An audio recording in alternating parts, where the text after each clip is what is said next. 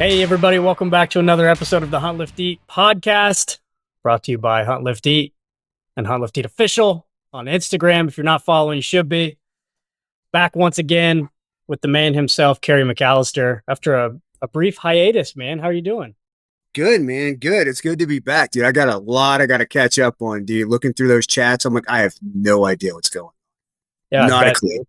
I'm sure you have I do tell you what, though, man. Sitting up on the side of a mountain, we're actually in a bowl up in the high country on inReach, talking to Luke about how somebody smoked a bull elk on day one of his hunt. It's true. It happened. That's awesome, man. That's awesome. It was unbelievable. You smoked a pretty good buck down there too. Like what, yesterday or day before? Yeah, I killed a nice buck this weekend at my house. And that was my first archery buck. So we're awesome. Shaping up to have a pretty sweet season. Yeah, dude. You know, I've killed nothing. I had a game warden ask me if I was okay when I set up in my tree stand this morning at 7:46 when sunrise was at 7:40. What a bizarre interaction. Yeah. I saw you here yesterday. No, you didn't. Also, shouldn't he know better than to like go rolling through the woods at sunrise, like yelling at people? Yeah, you would think. I don't know, man. I don't know.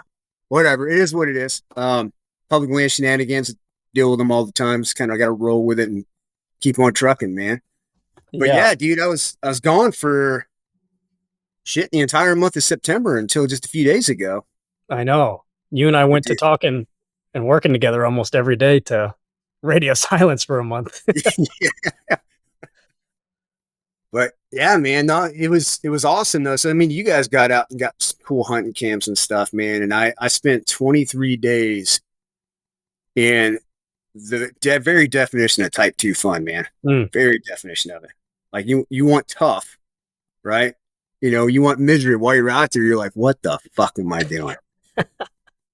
You know, I remember at one point I sat there and I was like, I am way too old for this shit. Yeah. And you've been to some pretty austere places in the world too. And dude, if you're calling it type 2, I would definitely I'd call it type 3 probably. Dude, you know what, man? The parallels between what I did on a team to what I do or what I'm doing with this guiding stuff, man, like there's so much about it that is like exactly the same.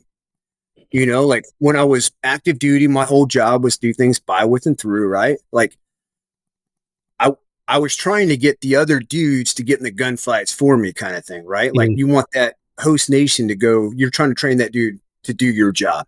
Yeah. Well, that's what you're doing when you're guiding. You know, like I'm putting a dude on an animal, but I'm not pulling the trigger. Right. I'm getting that guy. So I'm trying to pass on everything I know to that dude to get him to pull that trigger, man. So it was definitely cool. It was definitely a lot like being in some of those austere locations, like almost like flashback, like similar, you know? Yeah. But dude, it was, you know what, man, like it wasn't just the hunt itself, dude. It's been a long road to get here, you know? I don't know if you know the backstory on how I got on this hunt. Do you? I don't. Yeah. Let's back it up. Let's start. How did this whole thing unfold? Well, this whole thing started with Luke going, "Hey man, can you fly to PA?" Okay. Classic. I flew up to PA to do the Great American Outdoor Show with Hunt, Lift, Eat, man. It's where I got to meet, Garrett and Kiefer and a bunch of the dudes in person, and Luke for the first time in person. You know, after talking to you guys, via Zoom and telephone for over a year at that point. Yeah. And while I was there, man, I'm old and I walk funny, so people notice me. You know, I pee a lot, and so here I am. I'm hobbling from our booth to the bathroom several times a day to go pee, and there's a booth right by the bathroom, and it was A-Team Outfitting. Okay. And so I'm like, A-Team. And I'm like, all right, where did that name come from? Because I'm like, oh, were you a group guy? Yeah. Turns out they're not. It was just a nickname that the guy who trained the outfitter when he was coming up, he said, hey, every time you guys go out, man, you guys are always successful. You guys are like my A-Team. Gotcha. And so the name stuck, right? So I get to talking to those guys. They become great friends of Hunt, Lift, Eat. In fact, some of their staff actually joined the team. They're actually active members of the Hunt, Lift, Eat team. And they joined at Great American. And we just kind of built this relationship. And it turned out that the outfitter always had a huge admiration for not just the military, but special operations in particular. Mm. And so we got to talking, and, you know, my history came up, my story about how I found hunting came up, and he's like, I want to do that for other special operators. Because hunting, I mean, people throw it saved my life around a lot, but dude, it honestly did, man. I had no idea what I was going to do with my life post the war, you know?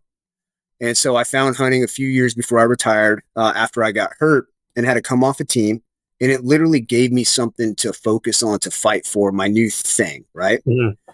And so he was like, how would you like to come up? I want to teach you how to guide. I want to get you licensed. And then I want to take special operators on hunts. And I want you to be the one to guide them. I'm like, don't threaten me with a good time. Yeah, that doesn't sound like a bad gig. Yeah. And so, you know, I'd had that offer before, not to do the special operations thing, but I had an offer to come up to Alaska before. But it quickly, you know, got denied after they asked me if I could carry 150 pounds. I think it was like 1 or 2 miles or something stupid like that. And I said, no. They said, can you train up for that? No. Not anymore. Yeah. I was like, did you see the way I walk? I'm not carrying 150 pounds. And so, you know, I wanted to make that clear to him too. I was like, hey man, like, you realize like I'm legitimately disabled, right? Like I'm not putting a bunch of weight on my back. Like I'm not carrying a moose, you know? Yeah. He's like, nope, got it. We have packers for that. He's like, I want you to help other special operators do what you did. Awesome. And so, you know, that led me down like just so many different things, right? So like the training piece, the equipment piece, dude, just the whole networking that I had to go through in order to be prepared for this hunt, man. First thing I did was I jumped on HLE programming, right? Because HLE programming there's several different ones. At the time, it was all just the PDF files, you know? Yeah. And so there's several different ones that'll build up to it, man. So I jumped on, you know, we've got our Balder program. I was doing that in season. So that was already knocked out, that base strength, right? And then I did Modi, which is, you know, strength conditioning, right? And I was doing that at the time. And so I was kind of building the engine a little bit and kind of getting more towards the mountains, but I wasn't quite there. And then Magni, which is our strength and endurance, that was the very next one. And I just kept following that progression and followed up with VDAR, which is, you know, very little like traditional strength in there. Like I think you benched like 4 times in the whole program. But it's a lot of just moving and getting things prepared, you know, because I was looking at it like, dude, last year, man, sometime in the spring, I went on a backpacking trip. It was supposed to be 3 days. I made it 1 day in, well, actually 6 miles into the first day, and my knee went out on me. And I literally pitched my hooch up, and I sat there for about 24 hours before I could hobble back out just so my knee could start, you know? And I'm like, dude, I can't do that. If you send me to Alaska, I'm not going to be able to do that. Right. And so I started training, being, you know, trying to do more isolated or, you know, unilateral movements, isolation movements, trying to make things stronger so that way I could deal with some of these austere terrain, rocks, things like that. Dogs are going crazy. I don't know what's going on. I got 4 dogs and makes doing podcasts super difficult. But so if you guys can hear this, man, I'm sorry. But yeah, so I started training all that, man, and I noticed that a lot of my pain was going away. I still have, you know, I'm still limited on what I can do and how much I can lift and how much I can carry and the range of motion I have. But dude, working through those programs and specifically training for this event, dude, I think helped so much. I still have issues with my knees. I didn't have a single issue while I was out there. Wow. You know, I have issues with my back and my hips. I made it through the first about half of the hunt before I had any problems with my back. And then of course, you know, it started to degrade because over time, but dude, it was awesome, man. And now we've got our training teams doing, like rewriting programs, and people are jumping on and they're actually having interaction with coaches. So it's no longer the PDF, man. So I'm super excited about next season's train up for this. Since the PDF version worked pretty fucking awesome. Yeah. But then, you know, and it's not just that. Do you like the gear, man? I'm a whitetail guy, and I'm a newer whitetail guy. So all I have is stuff like this. Right. That way. You know? I Yep. got tree stands and stuff. And so, we got our good friends at Kafaru, talking to them about gear and packing and stuff like that. Aaron Snyder actually let me borrow a tent. I actually just mailed it back to him today. Talking to them. So I got, whole new pack system, whole new sleep system. I'm used to basically that whole travel light, freeze at night kind of thing. What doesn't work so well when you've got an extended stay in the mountains and you're responsible for somebody else. Right. And so like my whole mindset as far as like gear and all that stuff had to change, which led me to talk to like some just really cool people throughout the industry, some actual experts, man. Cause I just started reaching out. Same thing I used to do, like when I was going to go on a deployment to a new place, I'd find people that had been there before, the subject matter experts, and talk to them. I did the same thing for this trip. And so, obviously I had the HLE crew, which was massively helpful. Reached out, we talked to John Barklow. We had him on the podcast, man. Like that's how we got introduced. Was I was just like, hey, dude, you're the expert of Alaska, man. Let's talk. Yep.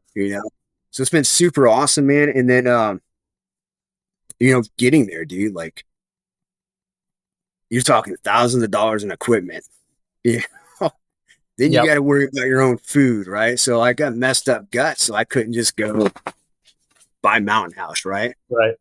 So our other brand partner, super awesome dudes, Carnivore Bar, man. Like I lived off of those, like 2 a day for 23 days, dude. Yeah.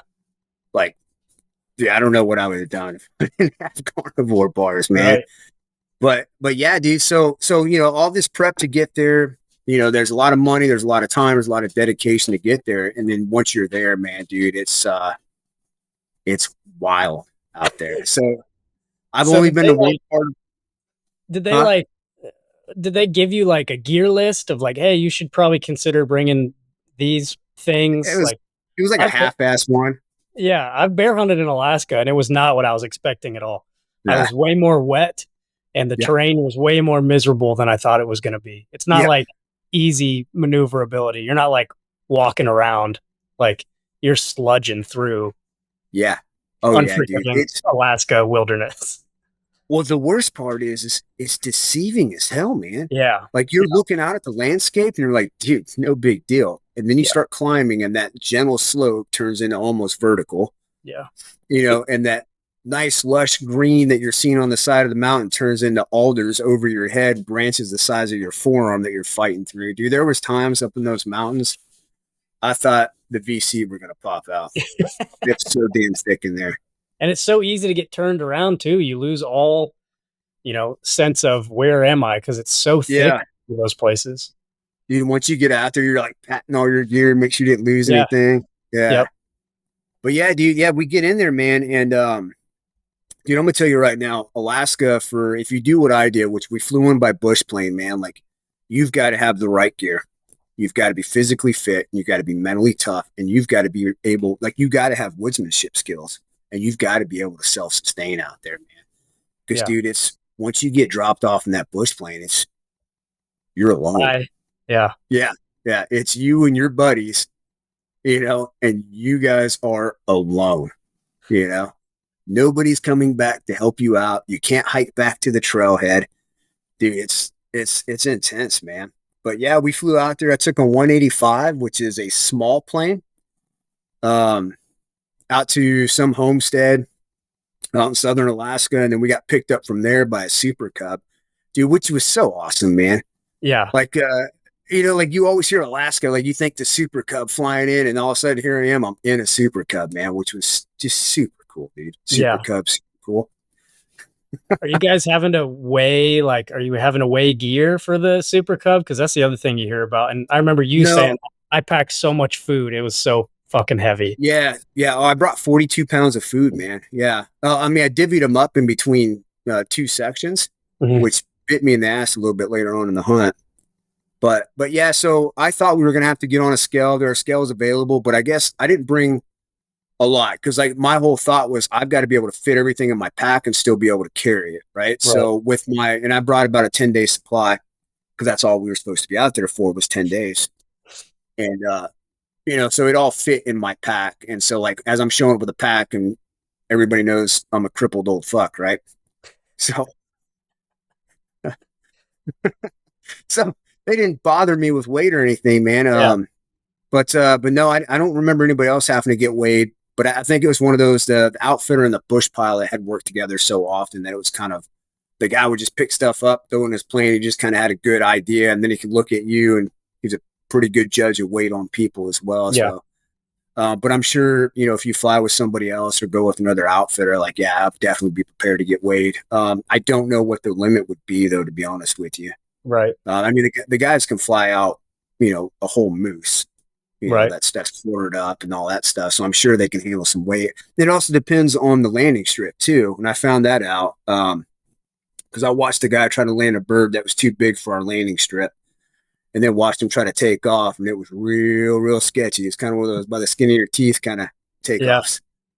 So, there's a whole bunch of factors with it, but yeah, so I couldn't tell you like how much weight you're allowed to bring or anything like that. I went in with the mentality of I need to be able to carry my stuff.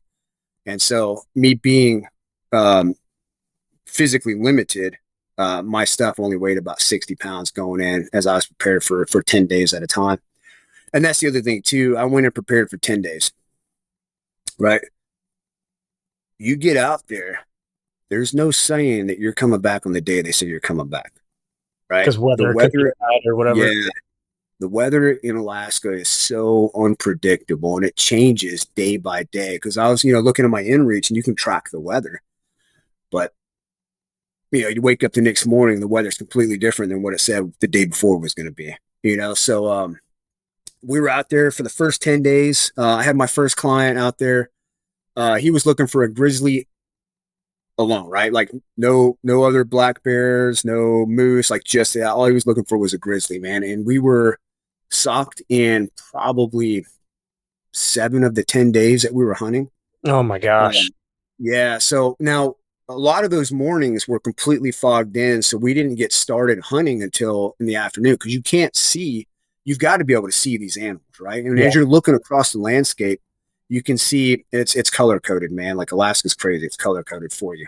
You know that red is difficult, right? But that's where the bears are going to be because it's blueberries. Yeah. Yellow is more difficult because it's about waist height, can be over your head, average about waist height, and there might be some hidden marshes in there, and it's just like a nasty, thick bush system. And then green is, oh my God, difficult. So, but you're sitting there and, if you can't see the side of the mountain because of the fog, like you can't do anything. And it's not the place you want to go still hunt. You don't want to go bumming around in these giant alders that are over your head, especially when there's fog, because that's how people get eaten. You don't want to surprise a grizzly. Yeah. Yeah. That's never a good thing. Yeah. So, his hunt, man, like a great dude. We had a great time out there. We made the best of it, kind of positive mental attitude, right? Talked about it Tuesday tip. Yep. So you got to kind of stay in the game, stay positive. But we were able to get him out on day 10. He had a flight he had to make, which is another thing. When you're booking these flights, do not book your flight for the day you're supposed to come out of the field or the day after. Give yourselves a few days in town because you might need them. Need a little buffer. Yeah. And so we were able to get him out. That was like a last minute, like we had just a small break in the weather. They can get him out before the next weather cycle rolled back in. And so that was day 10. And luckily I didn't eat everything that I had packed per day, right? So I still had some jerky bars and some fruit bars and things like that because I didn't see an airplane again until day 14. Yeah. So how are you communicating? You got your client out there. I assume it's part of your job as the guide, and there's some customer service involved there. You're coordinating with the plane or whoever your base camp back home is. Are you using your inReach to communicate with them or? Yeah. Yeah. And so the outfitter himself was doing the majority of the coordination. Like I didn't actually talk to the pilots or anything like that, but yeah, it was through inReach. That was the only way you can get it. 'Cause there's no phone service out there. Yeah. Like Alaska, I mean, that really is like the last frontier, Yeah. You're not going to be in the high country out there and get cell service, but yeah, all through inReach. That's how we were communicating, talking to the birds, doing all this stuff. So we had clients coming in and out back in Anchorage. And so that's how they were handling that too. You had, one of the staff back in Anchorage actually handling like the admin side of things while he was out, because I was with the actual outfitter himself, not just a guide. But yeah, all of that was taken care of on inReach, which is pretty difficult task in itself. It makes like typing on the old flip phones look easy. I was Yeah. gonna say I've never had an easy experience trying to send messages on inReach. I find it super tedious. Yeah. And well, even if you get them out, like just the time delays can be pretty dang long, Yeah.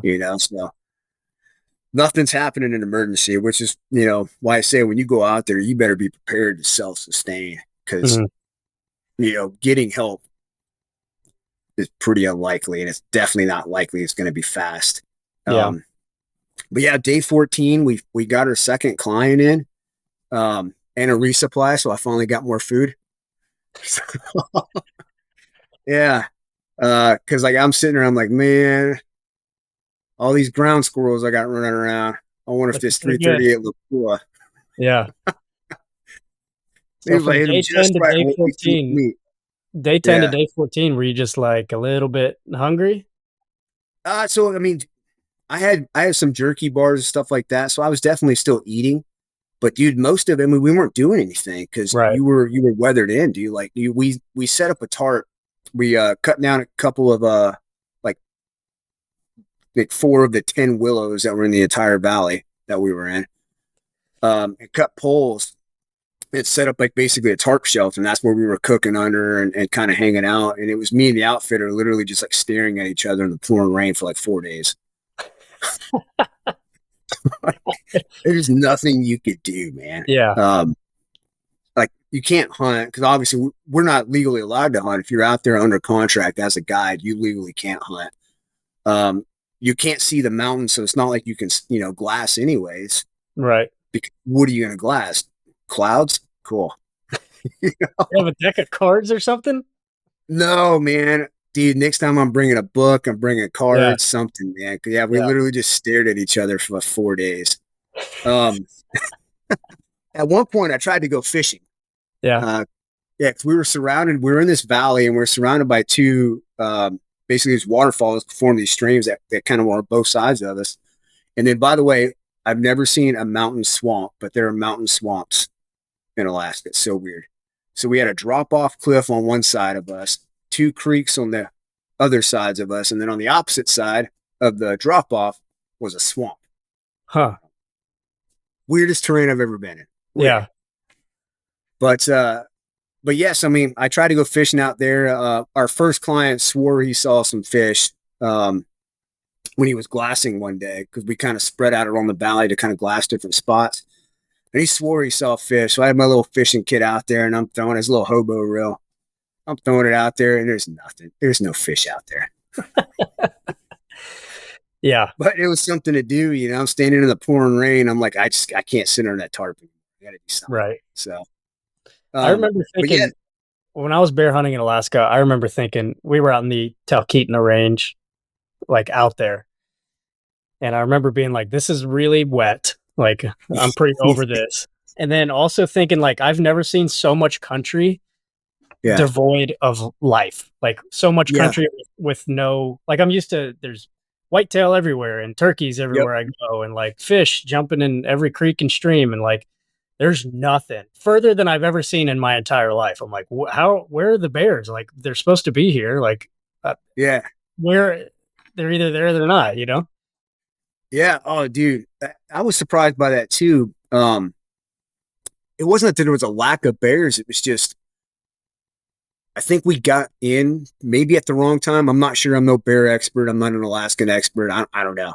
But I know that they hunt the river bottom certain part of the year, then they go to the high country the other parts of the year. And they were leading up into their hibernation cycles. Apparently, they kind of just keep climbing until they get up to like these rocky portions in the mountains and start digging out dens. But before doing that, they're in the berry fields. And dude, I've never seen more blueberries in my life. Like I'm pretty sure that commercial blueberry farms or whatever they're called don't have as many blueberries as I was sitting in Yeah. that little bowl I was in. So yeah, we're sitting there and we're watching all these blueberry patches. The regular difficult patches. That's the red. Right. The red is blueberry. Right. The easy one. Yeah.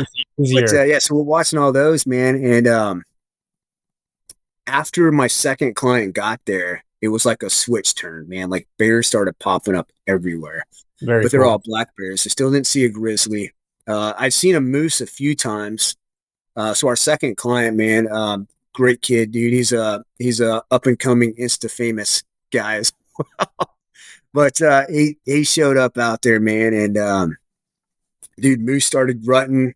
Um, the outfitter just made like a quick, cow call, and next thing you know, this moose starts banging his head against the trees and all that stuff. So cool. But yeah, moose start coming out. The black bears start coming out. We're still looking for a grizzly. Still haven't found a grizzly. But luckily, this kid had 4 tags in his pocket. So we had moose, both black and brown bear, and a wolf tag. And so we were going to do our best to try to fill all of them. Unfortunately, different units have, or not unfortunately, different units have different like size standards as far as like what's a legal animal. And so unfortunately, the moose that we came across didn't meet that legal standard. So even though we had shots on moose several times, they just weren't legal. So ended up not being able to get a moose. Still looking for a grizzly. And then one day we hiked up. I hiked up probably 2 miles and stopped at this knob to overlook basically that swamp. We were trying to see more moose, and they had kind of hiked up past me another extra probably 2 miles or so to another knob to glass to get a different angle. And so we sat there and we hiked up early in the morning. We had a much better weather on the second hunt, man, but we hiked up early in the morning and fighting through these alders, dude. It was kind of brutal. There's a waterfall you've got to cross, and there's like one flat spot in the waterfall, and there's one single spot in this whole area that the water is above my boots, and it's the one spot I slipped in, Oh and man. both boots got water in them, which is not fun. What kind Yeah. of boots are you running? I was running crispy Brickstalls. They're all leather boots, but they've got Gore-Tex inside, which means you get water inside, it's not coming out very They easily. hold it. How So tall are they? Are they like regular boots or mid calf I or think they're like 9 or 10 inches. Not like, okay. yeah, I mean, yeah, just about regular hiking boot size, maybe a little bit taller, but they weren't like tall boots. Okay. The outfitter had tall boots, and I realized why he had tall boots as I'm trying to fight my way out of a waterfall with water in my boots. But yeah, so I ended up stopping this knob and I ended up glassing barefoot, and it's cold. So I took off my puffy jacket and I've got my feet in my puffy and I'm trying to air out the boots because when you don't get a ton of sun in Alaska, but when you do, you try to take advantage of it. So I had like the insoles out. I'm laying there. Another brand partner of ours, I got my little panel up. There's a picture. You'll see my little panel up. So that way you can mark it with the other dudes. Team Team Easties? Easties. Yeah. Yeah. So like the other crew had a panel, I had a panel, so that we can watch each other and like signal each other and all that. And I'm just sitting there with my panel up and got the spotter out and boots off, my feet in my puffy. That's a great piece of advice for folks, especially in terrain like that where it's easy to get turned around and everything looks the same. Yeah. Our friend Jason Marks, who runs Team Easties, that's his Elam. Yep. I believe he calls it the Elam signal. Yeah. Yeah. He's got a couple different sizes. I had 2 sizes out there. I had his like real mini one. Yeah. And then I've had his like standard size big one. But dude, those things came in so handy. Like we were able to, that was like our no comms plan was using those as visual signals. So we used it for that quite a few times. I marked the tree where we stashed our, there's like a couple of spruce trees. I marked the spruce tree where we stashed our waders after doing a creek crossing. Also marked the creek crossing. We had a bird coming in, a super cup coming in like pretty late at night, or not at night, but pretty late in the evening as it was getting darker. So I mean, like the thing's got reflective material on it. So we actually set it up on the landing strip. So that way the pilot, as he's coming in, can see the center of the landing strip. Hell yeah. That thing was, dude, if you don't have one and you do this kind of stuff, man, like you need to go get one. They're not expensive. They don't weigh anything. Like it's almost like stupid not to have one. Right. But yeah, man. So I'm sitting there and I've got my panel up so I can signal these dudes, and they decide that hey man, like we should probably start making our way back. I think it was like 6 p.m. because it was starting to get dark around 8 and like fully dark around 9, and we didn't want to have to fight through those alders and then cross that creek and all that in the dark. So it's about 6. They start climbing down from that, and I'm trying to wave them on because after I crossed that waterfall, I came back across it to get down to the knob that I was on. So we basically hiked up a while. You're talking about getting turned around and lost. I actually overshot the knob I was on because of those alders. Mm.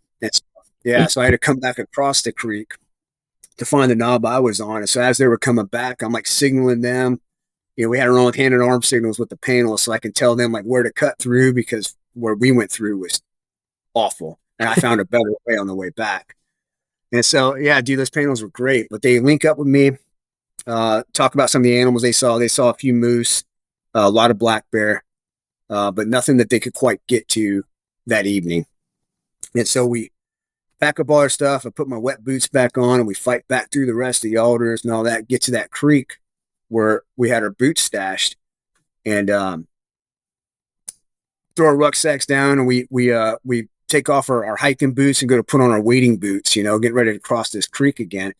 And we're maybe 300 yards, 400 yards from where our camp is. And so I'm sitting on my pack, and I've got my right boot on, and my left leg has my wading boot on. And then the kid that was with us is about the same. He's got one boot on, one wading boot on. And the outfitter goes, "Is that a bear?" So the kid jumps up, he pulls his binos up, and he goes, "That's a bear. That's a legal bear. That's a good bear." And the kid looks at me. Kid's got his rifle up, and he's looking at me, and he goes, "Should I shoot it?" And I'm sitting there, man, like I'd been out there. I think this was day 16. Yeah. Just 16 or 17, something like that. But I'm like, I've been camping for 16 days. I need something to die. Yeah. Right? It's time. Yeah. And so I go, "Yes, dumbass." He goes, "Okay." Wow. Dude, it was awesome, man. 130 yard shot. Like, nice. Freehand, just standing up. Just had one boot on, one wading boot on. It just reeled this thing. And then the outfitter takes a follow-on shot, because you don't want to mess around with bears, especially like if they go die in some of that thick stuff. You want to make sure they're. So he takes a follow-on shot. I'm slow and old and crippled, so I don't get up fast enough to take a shot. So, but you're carrying a weapon too. Yep. Yeah. Yeah. So we all of us are carrying rifles. I mean, you don't walk around Alaska without a weapon, or at least backcountry of Alaska without a weapon. So yeah, all three of us had rifles. The guides and guys that are out there under that guiding contract can only shoot if after the client shoots. So if the client wounds an animal, like, you can do a follow-up shot. And so like protocol is usually client shoots the bear, guy takes a follow-on shot, because that's not something you want to risk walking up on and not being dead. And you know, bears are tough. Yeah. So, everything in Alaska is tough. Oh yeah. You got to be tough to be in Alaska. Yeah.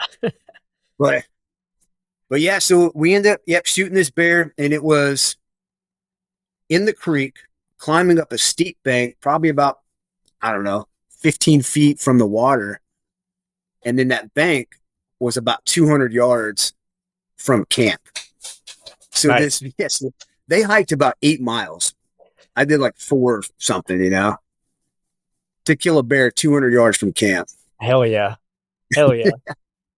But so we ended up, searching for it. The outfitter stayed so he can see and guide us in, because he can see where the shot was taken. And as we were climbing up, dude, everything's so deceiving up there, man. Like, you see something from a distance, it looks totally different than once you're up there in person on the ground.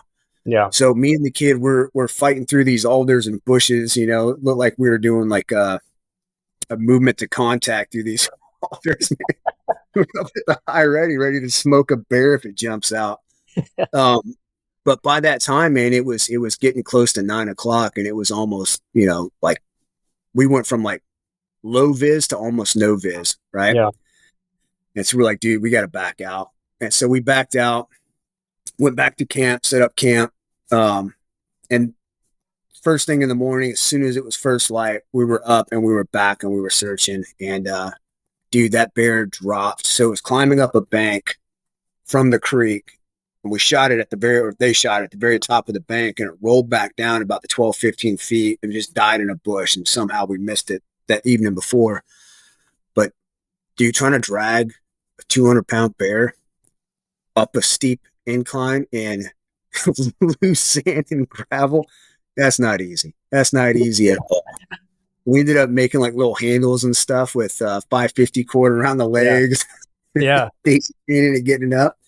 But we pulled it up, man, and ended up dragging it to a little point overlooking this creek. And that's where we decided to process this animal, because our idea was, if we have a gut pile, that'll bring in the grizzlies. Mm-hmm. So we ended up doing that, man. And that's the first time I've ever worked on a bear, man. So that was cool. I got to learn a ton doing that. Dude, they're not a lot different than like an ungulate like we're used to, but there's got just enough subtle differences, man. Like, trying to take the foot off. Yeah. Right. Like that's kind of a pain. Yes. Because he wanted to keep the fur, I'm sure, right? Yeah. So he was going to have it splayed out. So trying to take the foot off and then get the feet out of the hide afterwards, and then you got to get the skull. I've never caped anything, so trying to get a skull out, and then you got to turn the lips, turn the ears. Yeah, dude, it's a lot of work. And then again, man, like this isn't like back home where you're like, cool, let's throw in the pack and hike down to the truck. Right. Oh man, right. Like you got to hold on to this thing because you don't know when it's coming out. Right. And so, so we've got a lot of work to do with this thing. So not only is there meat care is actually probably the easiest part of this whole thing. You just get the meat off, get in a cool place, get it cooled down. So that was easy, man. We just quartered it, cut the back straps and the tenderloins off, got them in a game bag, put them in a cool spot to kind of cool off and hang out. But that hide, man, like we didn't know when we were getting out of it. Our end date was supposed to be the 26th, right? And again, that's not guaranteed either. Yeah. And so like you had to start prepping this thing, and we had some cool temperatures, but like they can jump up into the 50s too. So that's still it's not great weather to leave a, meat in a hideout and just kind of let it get warm and cold and warm and cold. Yeah. And so how'd you guys mitigate that? What's that? How do you guys kind of mitigate that in the field? Yeah. So, usually they'll bring a bag of salt. So when you're doing these, man, you're not living out of a backpack, right? Like it's not like you can spike out, but you have a base camp. So like you're bringing in stuff, so like we had a big bag of salt with us and stuff like that. If the temperature started to climb anymore, luckily the temperatures were dropping. So we didn't have to worry about it too terribly much, but you have salt out there to salt the hide to kind of get it to dry out. But the biggest thing is you got to flesh that hide as best as you can out there. And so all I got told is, hey, you might want to put your wading boots on because this thing is greasy. Because the wading boots, went up to my hips almost. And take your knife and just get all the fat off. Oh, I've seen this done on YouTube. Yeah. So I fleshed my first hide out there. He turned the lips and the nose and all that stuff, but I went back in and cleaned them up a little bit more. But your goal is to get every last bit of fat that you can off of that, because that fat's going to rot, Right. And so in order to keep that hide cool and be able to do stuff with, like once you get it back, yeah, every bit's got to come off of it. If we had stayed out there longer, we probably would have salted it, but we knew that we were going to sit on it for a while. Like I want to say it was the 17th when we got this animal, and we weren't planning to come out till the 26th. Yeah. And so, yeah, that's a long time to keep meat and to keep the hide and all that stuff. But I think I ended up doing 2 days worth of fleshing on this hide before it was like good, like ready to go to the processor. Like there might be a little bit that the actual taxidermist has to do, but like, but took about 2 days to get it all. And then I'm not out there with any special fancy tools. I'm out there with the same exact knife that I skinned this with, Right. So, right. But yeah, I did that. But now we've got another problem. We're in grizzly country, and I've got a gut pile 300 yards from camp. I've got meat 100 yards from camp in another direction. I've got a hide in camp. Yep.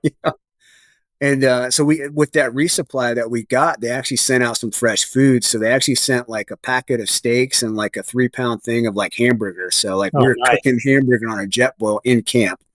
So, ringing the dinner bell for grizzlies, man. Dude, it was almost like a last ditch effort, man. We're like, dude, I haven't seen a grizzly. Like, let's bring them to us, Yeah. But so that kind of left us with a little bit of a pickle, man. Like, you can't go too far from camp with all of that at camp, you know?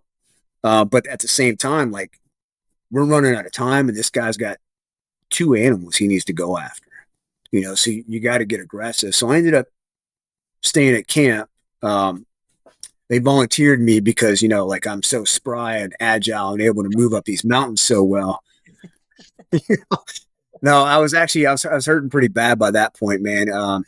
You know, I'd planned on 10 days coming out for about a week and then 10 days back in. And here I am. I'm like day 20 something. I think it was day 21 by the time they decided to do this. They said, you guys stay there. And they ended up spiking out, dude, like just all the shit that you read about. Like, I've never done a Western hunt, man. Here I'm at a base camp. Now we're prepping to spike out, and like, we're packing meat and all this stuff, man. It was super cool. But they ended up spiking out for a couple of days. I got the meat out on the day they spiked out, which was the 21st. Another client at a different camp, through the same outfitter, had like a mental breakdown, dude. This is what I mean. Like, you need to be mentally fit to be out there. Yeah. So it's not just physical. It's not just about having good gear, which both of those are absolutely crucial. You've got to be in your right frame of mind, and you got to be prepared for this. But this guy, had a complete mental breakdown. He said he was hearing voices, all kinds of stuff, man. And I'm gonna tell you right now, dude, like, silence is deafening. Yeah. And that's what you get when you're out there in the backcountry of Alaska. Like, there's no ambient noise. Like, you're nowhere near a road. You might have the occasional bush plane fly over, but other than that, like, you're completely cut off from civilization out there. And there's no cell service. So other than your inReach, you've got no communication with the outside world. And some dudes weren't prepared for this. So that client wasn't. I think he was just got overwhelmed. What's that? I think he just got overwhelmed. Yeah. I don't know anything about this dude. I wasn't with him. All I know is he's from a city somewhere and probably never left the city. It's probably the hardest thing he's ever done in his life. And which, for a lot of people, this will be the hardest thing you'll ever do in your life. And I don't know. Silence is deafening, man. Like, it messed with them so bad. But the good news for my camp was now there's a bird in the area and it's got room. And so I can not sit on this pile of meat and the hide while I'm also got a gut pile. Right. So I was able to get the meat out. I ended up deboning the meat as fast as I could. It wasn't pretty. I think I wasted more meat than I'd care to, but I ended up deboning it, throwing the bones over in the gut pile, hoping to continue to draw on that grizzly, get all that meat out. I took a huge chunk of fat, got it out on that same fly along with the skull and the cape, and got it out of there, which was great. So now all I had to worry about was that gut pile while the dudes were spiked out. But, we're watching the inReach, man. We're looking at the weather, and weather was turning, and it was getting nasty. And so I think the 22nd, they were still up on the mountain. They were still spiked out. And I get this inReach message, and I wasn't expecting these guys back till, like, I think the 24th. I was going to be in camp alone for a while. I get this message. We're heading back at 5 p.m. today. And I was like, okay. Wonder what happened. Yeah. And then he's like, we're probably getting out of here early. And I'm like, okay. Yeah. What happened? So the guys show back up, man, and they get back just in the nick of time. Storm starts rolling in, raining like crazy. The temperatures are dropping into the 20s, turns into snow overnight. And they're like, yeah. So they made it back literally just in time. And he's like, dude, I'm looking at the weather.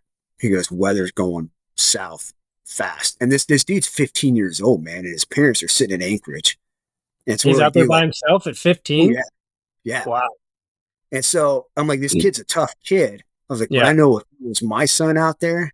Yeah. And you tell me you can't get my kid out because of weather? Yeah. I'm like, dude. Losing my mind. He's like, because he's like, so end of moose season is the 25th, right? So that means everybody and their mom is trying to come out of the field on the 26th. If weather's bad on the 26th, everything rolls to the 27th. And then it just compounds on each other. So if you were supposed to come out on the 27th, now you may not come out until the 28th, or later. And then everything's so weather dependent, man. Like, you could wake up on the 26th on Xfield day and be fogged in. Right. You're not getting. Yep. And so we made the decision to come out a little early. So it was kind of a bummer that we came out a little early. Like, part of me was like, awesome, I'm ready to not eat shelf-stable bacon and pemmican today. Yeah. I still love the pemmican. I had one today, but I'm like, I can't do shelf-stable bacon anymore. Yeah. I was like, so part of me was like really ready to come out for that. And I was like, also like, a shower would be really awesome right now. Yeah, and I'm sure your back didn't feel great either. No. But I mean, dude, like, I knew going into it, dude, like, it was going to be painful. Yeah. But the biggest downfall of that whole thing was, of course, I wanted to see that guy get the animals he was after. So, like, I don't want to say I failed at helping him get an animal, because I don't know what the hell I'm doing. I'm just trying my best. But so we missed that piece. And then the other part of it too is I'm trying to become a licensed guide up there. So I'm working on my assistant guide license, which it's a process, man. Like, it's from my understanding, it's more stringent than any other guide license process in the US, at least. It takes about 2 years to do. That's if you, wow. Yeah. And that's if you can do whole seasons. And I can't do whole seasons. I barely made it through 2 hunts without just being full on crippled. But it's 60 days in the field under contract. So I got 23. So I'm not quite halfway there. So you got to get your 60 days, and then you got to be able to demonstrate all these things in the field, like meat care, hide care, being able to cape out, being able to turn noses and lips and all that stuff. Right. And then of course, I think there's a test at the end too. And I want to say it's unit specific, but I'm not positive exactly how that works. But, so part of me was like, man, if we stay till the 26th, that's 26 days. Yeah. Against my time. Yeah. But I mean, it was definitely the right call. It made for, unfortunately, it was 23 days of camping and 1 day of killing. Right. But it was definitely, dude, it was a once, I don't want to say a once in a lifetime experience. It's a once in a lifetime experience for most people. Yeah. And I get to turn it into a seasonal part-time job, which is just super cool, man. And it set expectations for the future. So I kind of understand now, like, hey, going in with 10 days worth of food is probably not the best idea. You should probably have more than that. Right. And it just kind of affirmed, that I'm pretty good at being self-sufficient in the woods. Right. Yep. But I need to be better.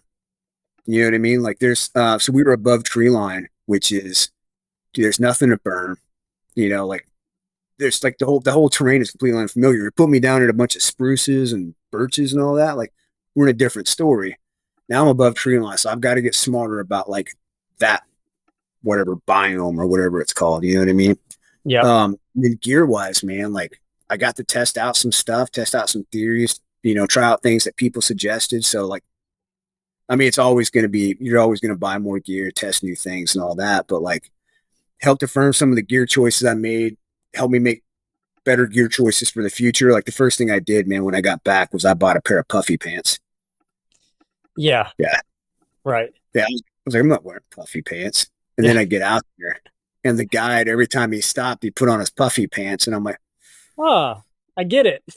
yeah, that's a good idea. Yeah. Yeah. And there's some other things too that I tried out there that I'll be tweaking again for next time too. But I'll tell you what, the stuff I got from Kafaru, dude, well worth every penny. So I how ended did up buying it out that you borrowed? Oh, dude, that tent, I was not sure about it at first, to be honest with you. I'm like, I remember you saying it was heavy, right? It's heavy. Now, I mean, it's not like, oh my God, heavy, but it's pretty heavy. Yeah. Like, compared to, like, what I'm used to tarp shelters, right? Right. Dude, I was way warmer in my tent than those other two dudes were in their tents. I had more room in there. So, like, when we were weathered in and people were like, well, I guess I'm going to go to my tent, like, I actually had room to like stretch out and like Yeah, add all my gear in there. Most people don't. Like the outfitter himself had like a really small tent. Could barely put his gear in like in the little vestibule part. So I'm like, dude, that sucks to be like trapped in there for like 15 hours at a time, you for know? sure. Yeah. And then the other one had like a Cabela's tent. And I mean, his was nice. It was nice, big and spacious and everything, but it definitely wasn't as warm as mine. Like, we would put water bottles, like we would fill up like these bladders Yep. with our water filter system. And so we would all put water bladders in our tents overnight to keep it from freezing. Every morning that they would bring theirs out, you have ice crystals and all that. Mine's no issues. That tent was so warm. It was Hell yeah. super nice. Yeah. Like, That's freaking awesome. I'm going to go buy one. Yeah, I that's don't think good. I'm going to do that again without one. Shout out to But Aaron Snyder. dude, yeah. Yeah. I just mailed it back to him today. And I turned around from there and I went to my processor buddy. And dropped off like, I think about 20 pounds of bear meat is what I brought back.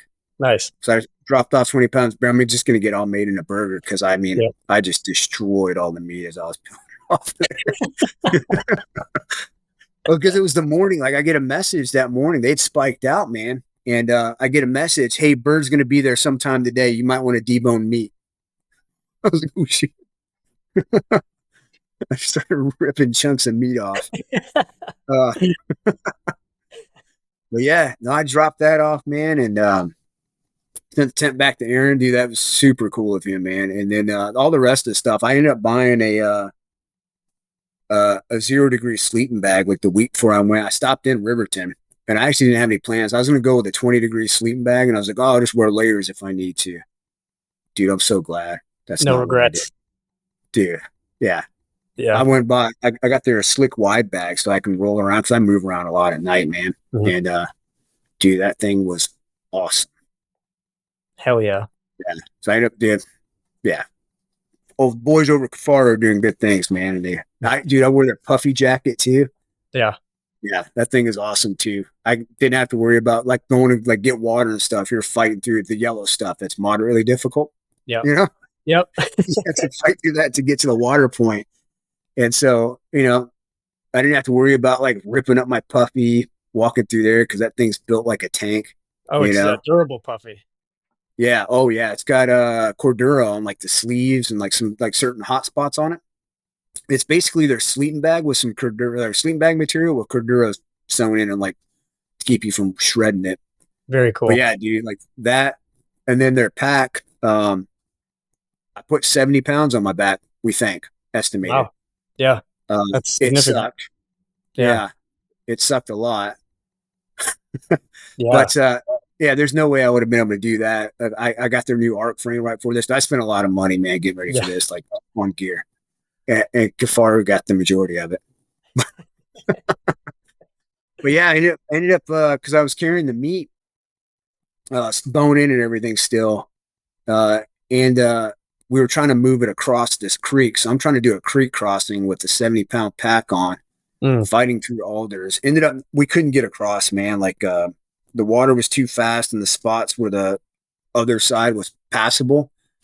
And then the parts where I could get across the water, it was so thick with those nasty alders that we just couldn't do it. Because there was a hill on the other side of the creek that we could set the meat up there where you can see it. But, obviously we're not going to have a bear come and get us. But ended up not being able to work. So, I mean, I didn't carry it very far. I ended up coming back and just taking it about 150, 200 yards from camp. And hiding it like in a spot that got some pretty decent shade.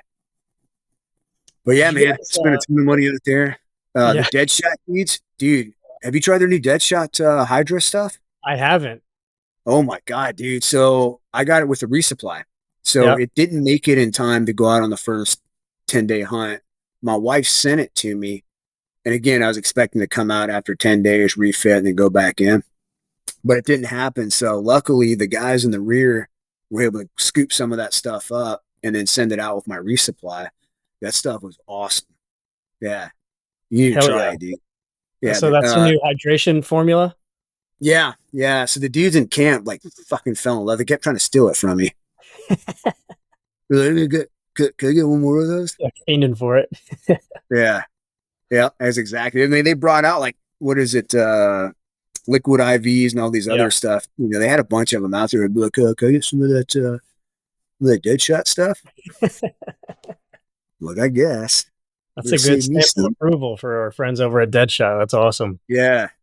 But yeah, no, I thought it was cool, man. We've got all these brand partners, and friends of Hunt Lift Eat, dude, and it's something I wanted to do out there. It was like, hey man, like that's what these dudes do. They do stuff for guys like us. So I want to try their products out there. The Deadshot kicked ass. The carnivore bars, they're partnered with us. They kicked ass. Um, Dude, yeah, I ate 2 of those a day, except for the days I didn't have food. Yep. Yep. Yeah. Good stuff. Yeah. They were awesome. Our buddies over at Kafara were awesome, man. It was super cool. And then of course, Team Easties, dude. Those 2 panels came in handy, dude. Super That's handy. awesome. Yeah, I bought Yeah. after we talked with Philip from Carnivore Bar. I bought me some bars for this elk trip. Ended Yeah. up tagging out in the first hour, so I just got to relax and take my boots off, kick up in camp, and eat my carnivore bars and be a tourist for a week. Pretty good. They're different though, aren't they? For sure, the fat content is Yeah. definitely different than what you would expect. The consistency, but But man, dude, you feel good. I'm You gonna don't tell feel you what, sluggish. man. I know we're not on like a carnivore bar podcast, but dude, I had 2 packets for the days I had food, 2 packets of shelf stable bacon, 2 carnivore bars, some honey packets, and a little bit of fruit, like the fruit leather stuff and like the that's it bars. And I mean, definitely lost some strength because it's 23 days, right? Definitely Yeah, lost some strength, definitely lost some muscle mass, but not a lot, man. I've been back in the gym this week, yeah, and you would think like that doesn't sound like a ton of food, man, but like I was never hungry. I had energy. I was still able to climb mountains. And then I came back and I still maintained the majority of my strength in the gym, dude. So there's something to it, man. yeah. Definitely something to it. That's freaking awesome. What'd you guys Oh, do yeah. for fire? Could you have a fire out there? I built a fire on the second to last day um, because there's not a lot to burn out there. Mm-hmm. Um, and it was super wet. So Yeah, you had very little dry wood. And I mean, there's ways to make fires and with wet wood, but when you just don't have a lot of wood to begin with, it makes it even more difficult. yeah. Um, but we had I found a couple of dry dead standing spruces. And then there was some like 2x4s out there. Like somebody had built like a shack or something. So we had a little bit of 2x4s that somebody had left behind and ended up burning that the second to last day. But that was, or whatever day they were coming off the mountain right before we exfilled. So that way, I basically, because they were up on the mountain freezing their ass off. So I figured might want to fire when they get back to camp. Yeah, So fire's always a that big was morale boost for sure. yeah. But dude, speaking of fire, man, like, I told you we were planning on 10 days and then coming out. So we were running out of fuel. By the time we got our resupply, I think we had about maybe 1 boil left out of Really, the fuel canisters for our jet boys. Yeah. that's tight. It turns out that our first client would get cold at night and then Oh, turn on a God. jet boil for about 20 minutes to warm up his tent. Oh no. Yeah. Yeah. Yeah. So not only were we running out of food, we were running out of fuel to cook the food. So in the pouring rain with no wood to burn. Hell Yeah. yeah. What a It great was awesome. situation. It was awesome. Yeah. But yeah, dude, Fuck I'm yeah. telling you, man, type 2 fun, man. But dude, there were so many similarities about it from like some of the stuff I did. Like it kept bringing me back to when I did VSO in Afghanistan in Zabul province in 2010 and 11, right? And so you're out there, you're living in super austere conditions. Like we would go back to a fire base every 2 weeks to shower, eat hot food, and then for a day or two, and then come back out. But so for other than that, man, like you're out there, you're cooking off a wood burning stove, you're living in a shitty tent, you're freezing your ass off, you're not showering, um, and the terrain's difficult. Dude, that's 100% where we were. Yeah. I wasn't in a shitty tent; I was in a nice tent this time. But I'm in a tent. I don't have food. Yeah. You know, Yeah. like everything that matters in this world revolves around a tiny little airplane, whether it can make it or not. Just like when I Right. was doing PSO, like we would get resupplied by CASAs. They would literally drop food and stuff to us. And like that's waiting on my little bird to come drop food to me. Back. Back. Yeah. I think that's when I said, uh, I've done this too many times and I'm way too old. Well, what a freaking awesome experience, man. I'm excited for Yeah. this journey for you. You took the leap, and people think about it and dream about it. And a lot of folks don't take the leap or have the opportunity to. So it's pretty sweet, man. I'm enjoying the photo dump on Instagram too. Yeah. Yeah. I think I got a few more. I got to figure out which ones I haven't posted yet. But yeah, I took tons of pictures, man. Yeah, dude, this for most people, like I said, it's a once in a lifetime experience. There are ways to do it without costing a lot of money, like some of these outfitters do. If you do go up there and do a style of hunting like I am, man, like or I did, or I'm going to continue to do, absolutely make sure your gear is correct, make sure everything's dialed in, your mind is right, you're physically fit. Because, I mean, we had a client that couldn't kill a bear because he physically couldn't get to it. Yeah. They had a bear that should have been killed, but he couldn't do it. Yeah. So make sure you're physically fit. And then, like I said, be prepared to self-sustain. Go spend some time in the woods and learn. Watch YouTubes and go out and practice some of that stuff. Like your woodsman skills need to be like on par. Like you've got to work on them. Yeah. And again, don't make your return flight the day after you're supposed to come out of the field. Yeah. Have that buffer. That's awesome. Yeah. Man. What was the name of the outfit again? We can drop them a little plug here and maybe link their website. Yeah. A-Team Outfitter, man. A couple of their employees are part of Hunt Lift Eat. The outfitter himself, man, he wants to be our Alaskan outfitter up there, man. So I think there's going to be a good relationship between him and Hunt Lift Eat as a whole, man. But yeah, A-Team Outfitters. Fantastic. So if any listeners are thinking about making the jump and going to hunt Alaska, definitely check out the A-Team Outfitters and shoot any questions you got to Kerri or directly to their website, I guess. Yeah, and if you wanna hunt with me, just be forewarned. I pee a lot and complain about my back. So if you're okay with that, you need to be ready to stare at Kerri for 7 days when you're socked in. Yeah. Hell yeah. That's awesome, man. When do you go back? It just depends, man. So my wife's active duty and her marketplace just opened up. So there's a good chance we're moving this summer. Okay. And so until I know where we're going and when we're going, it's hard to say. The idea is to go do one hunt in the spring and one hunt in the fall.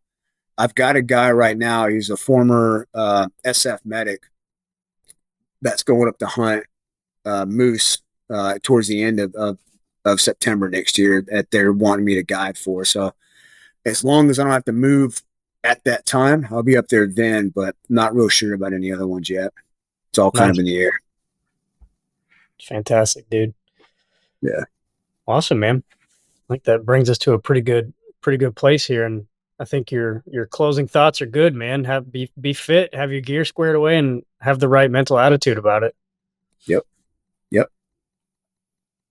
Hell yeah, dude. I appreciate it, man. It's good to catch up again. Yeah, dude. Absolutely. It's been too long. It has been too long. And maybe we can, I know you sent me the Bush Pilot's contact, and maybe we can get some stories from an Alaska Bush Pilot on here for an episode. That dude's a wild man. I want to bring on the outfitter too, man, but he's actually guiding for sheep right now. So it's going to be hard to get a hold of him while he's up on a mountain. Yep. Yeah. Podcast via InReach would suck.